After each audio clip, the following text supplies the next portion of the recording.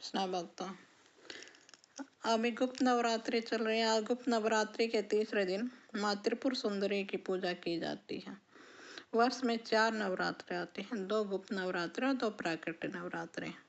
चैत और अश्विन के शुक्ल पक्ष की प्रतिपदा से नवमी तिथि तक जो नवरात्रे होते हैं उनको प्राकट्य नवरात्रे कहते हैं, और जो माघ और आषाढ़ में आते हैं उनको गुप्त नवरात्रे कहते हैं। गुप्त नवरात्रों के तीसरे दिन माँ त्रिपुर सुंदरी की पूजा की जाती है। माँ त्रिपुर सुंदरी को और भी कई नामों से जाना जाता है, क्योंकि वो 16 साल की कन्या जैसी दिखाई देती हैं, इसलिए उनका एक नाम षोडशी भी है। राजराजेश्वरी, कौमारी, महात्रिपुर सुंदरी, ललिता, लीलावती, लीलामती, लीलेसी, ललिता गौरी और भी बहुत से नामों से उनको जाना जाता है। माँ त्रिपुर सुंदरी की पूजा करने से लौकिक और पारलौकिक सभी प्रकार के सुखों की प्राप्ति होती है।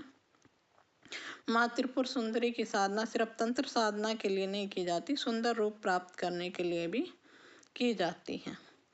देवी शांत मुद्रा में लेटे हुए भगवान सदाशिव के नाभि कमल से निकले हुए कमल पर विराजमान है।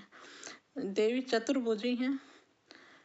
देवी को ब्रह्मा, विष्णु और महेश और यमराज अपने मस्तक पर धारण करते हैं। देवी अपने मस्तक पर चंद्र धारण करती हैं।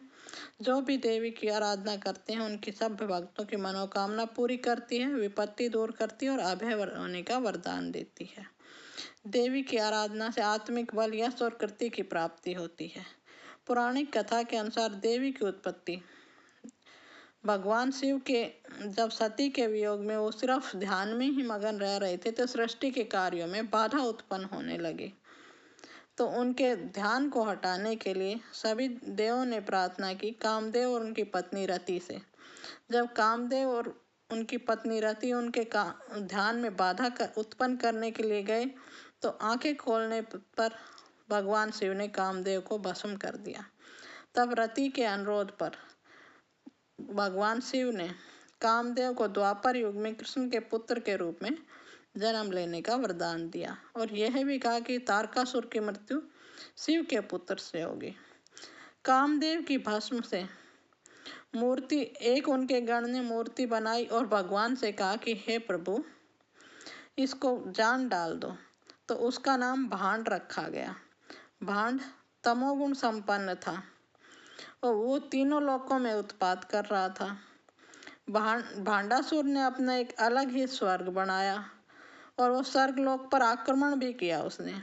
तो उसके आक्रमण से भयभीत होने के बाद इंद्र ने नारद मुनि की शरण ली और उनसे पूछा तो उन्होंने आद्या शक्ति की उपासना करने के लिए कहा।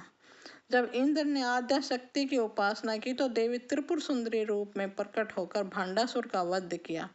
इसी तरह इससे देवी त्रिपुर सुंदरी का जन्म हुआ। इति बोलो भगवती दुर्गा की जय।